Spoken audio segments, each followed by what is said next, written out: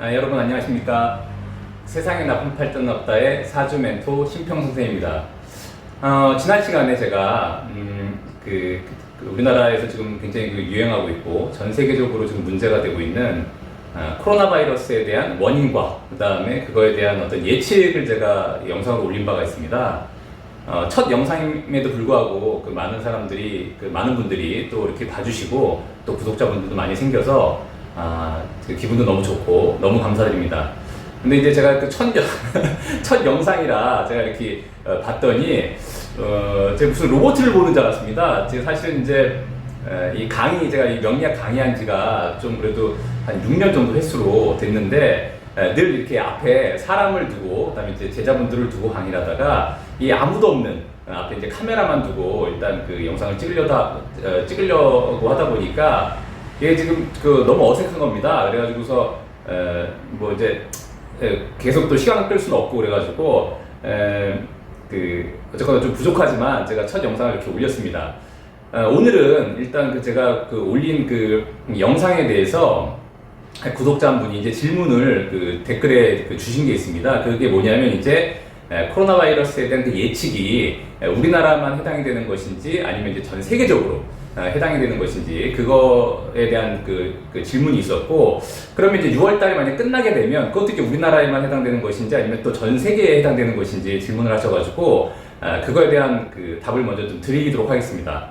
일단은 코로나 바이러스라고 하는 것 원인 자체가 좀 중국에서부터 시작이 됐지 않습니까? 그래서 제가 사실 제가 이제 저희 북경에 제 선생님이 계십니다. 그래서 뭐 이제 중국에 대해서는 다른 분들보다는 좀 더 제가 호의적이고 좀 친화적인데도 불구하고 요즘에는 조금 약간 밉더라고요. 그래서 약간 미운 건 어째 개인적인 감정인 것이고 어쨌거나 이제 중국에서 발생 원인이 시작됐기 때문에 일단 끝나는 지점도 중국과 그다음에 중국에서 바로 이어져서 시작된 이제 우리나라가 이제 우선은 한 6월 정도에 6월을 전후해서 대략 그 정도로 이제 잡힐 것으로 보고요. 그다음에 우리나라가 그렇게 한 6월 정도에 잡히면은 이제 바톤을 이어받아서 전 세계적으로도 조금씩 안정이 되지 않을까라고 예측을 하는데 제가 이제 영상에도 말씀드렸듯이 약간 변수가 있습니다. 이게 그래서 우리나라에는 코로나 바이러스, 그러니까 우리나라하고 중국에는 좀 잘 잡히더라도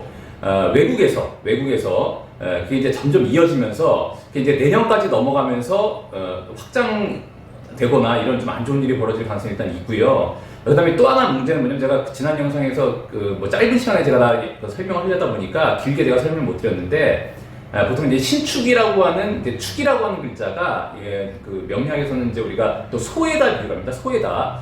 그래서 이제 소라고 하는 것이 비단 소뿐만이 아니라 일반적인 우리 소와 같은 그런 동물들, 또 동물들이 이런 경자년에 이어서 문제가 될 수 있는 소지가 있기 때문에 어쨌거나 지금 올해하고 내년에는 굉장히 주의하고 코로나 바이러스만 잘 잡았다고 안심할 게 아니라 굉장히 주의하고 내년까지도 좀 우리가 좀 열심히 노력해서 완전히 이런 어떤 전염병이라든가 이런 좀 안 좋은 기운에 대해서 완전히 뿌리를 뽑아야 되는 그런 한 해가 되어야 되지 않을까라는 이제 마음입니다.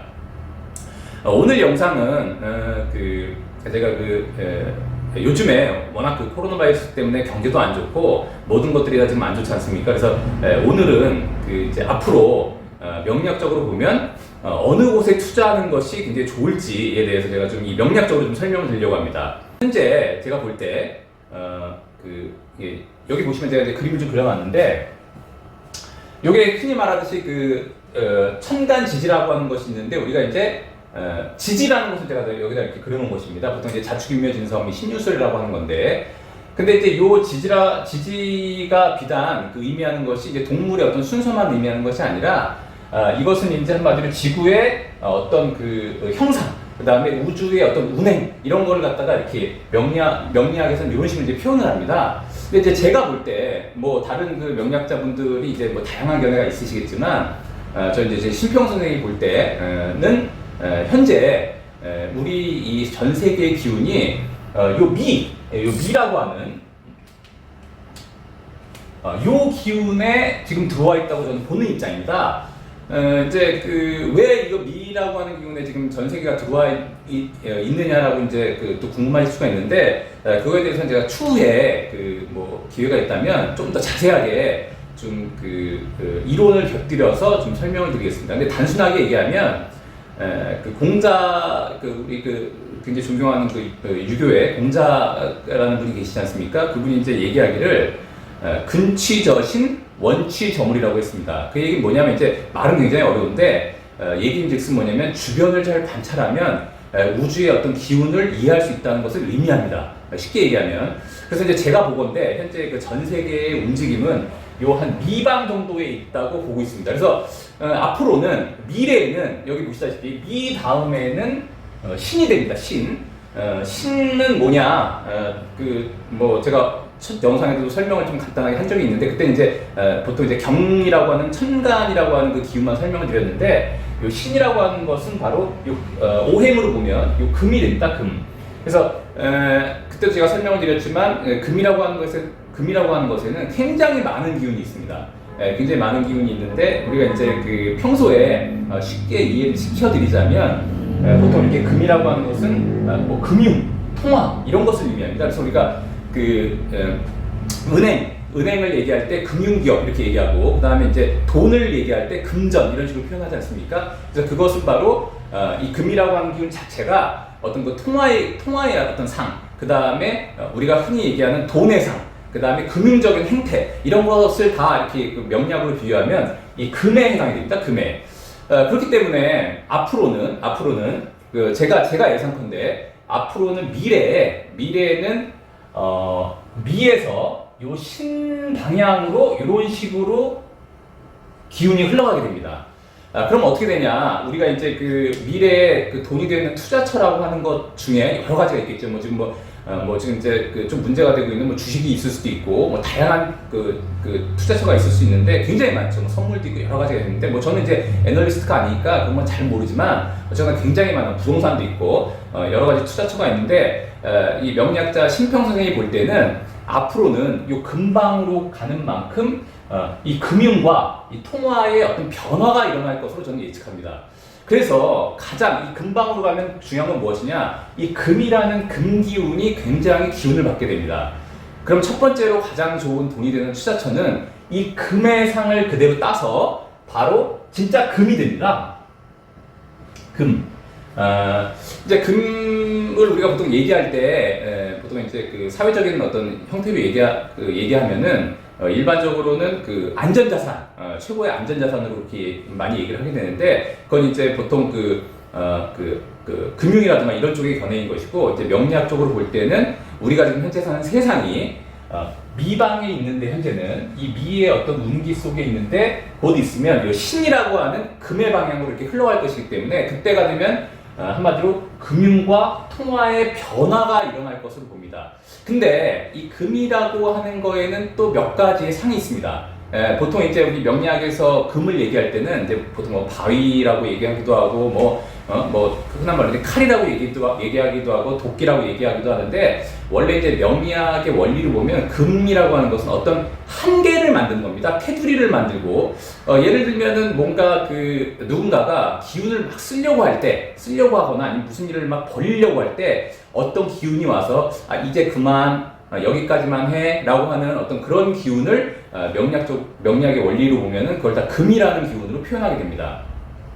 유식한 말로는 그런 것을 이제 포양작용이라고 하는데, 기회가 있다면 제가 추후에 또 설명을 한번 드리겠습니다.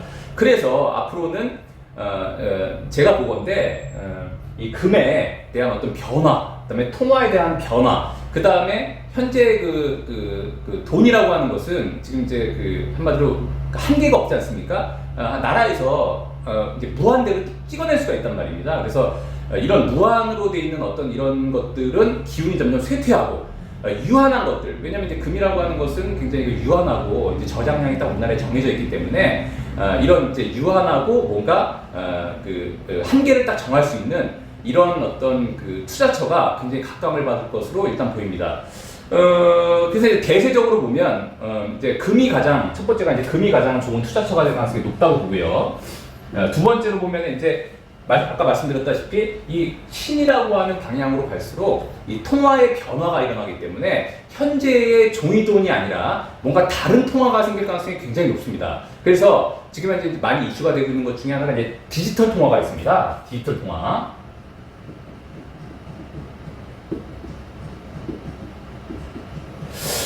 그래서 지금 이제 각국의 나라에서 이 디지털 통화를 많이 준비하는 것으로 제가 알고 있는데, 근데 이제 디지털 통화의 단점은 뭐냐면, 이것 역시 무한히 나라에서 찍어낼 수 있다는 게 바로 단점입니다. 근데 이제 그 재작년 정도인가요? 아마 우리나라에서 그 광풍이 불었던 비트코인이라고 있습니다. 가상화폐라고 하는 거. 그렇다고 제가 가상화폐에 투자해라 이런 얘기를 하는 것이 아니라, 요런 어떤 기운으로 볼 때는 그 비트코인처럼 이렇게 유한한 어떤 그런 제가 알기로는 이제 비트코인이 2,100만 개로 이제 그 한계가 있는 걸로 알고 있는데, 그렇게 유한한 어떤 그런 투자 방식이 좀 더 각광을 받을 것으로 그렇게 보입니다. 그렇다고 여러분 제 얘기 또 들으시고 지금 뭐 어디서 또 대출 내가지고 또 뭐 금땡이를 사신다거나 아니면 비트코인에 왕창 투자하신다거나 이러시면 절대 안 됩니다. 그냥 참고로만 하시고, 그리고 또 이제 뭐 독자분들이 이제 저한테 이제 또 물으실 수가 있지 않습니까? 그럼 뭐 심평 선생도 금을 좀 사면 되지 않겠냐 이렇게 물으실 수가 있는데, 질문하실 수가 있는데, 저는 금을 살 돈이 없습니다. 그래서 어쨌거나 저도 이제 나중에 이제 상담 열심히 하고 강의 열심히 해서 돈을 좀 많이 벌면, 그때는 저도 이제 금이라던가 이런 아까 말한 이런 그 쪽에 한번 좀 투자를 해볼 생각입니다. 세상이 지금 너무 많이 변하고 있습니다. 그래서 지금 지금 현재 우리가 쓰고 있는 종이돈의 한계라는 것은 제가 말씀드렸듯이 이 미방에서 신방으로 갈 때 거의 운기가 좀 더 쇠퇴하는 그런 운기로 갈 것으로 일단 저는 명략적으로 보고 있습니다. 추후에 제가 설명을 드리겠지만, 요쪽과 요쪽, 지금 여기 이제 제가 사선으로 그어놨는데, 요쪽과 요쪽은 우리가 이제 그 명리학에서 보통 뭐라고 그러냐면 이제 조우적인 개념으로 많이 설명을 합니다. 이쪽은 이제 양이 되고 이쪽은 음이 됩니다.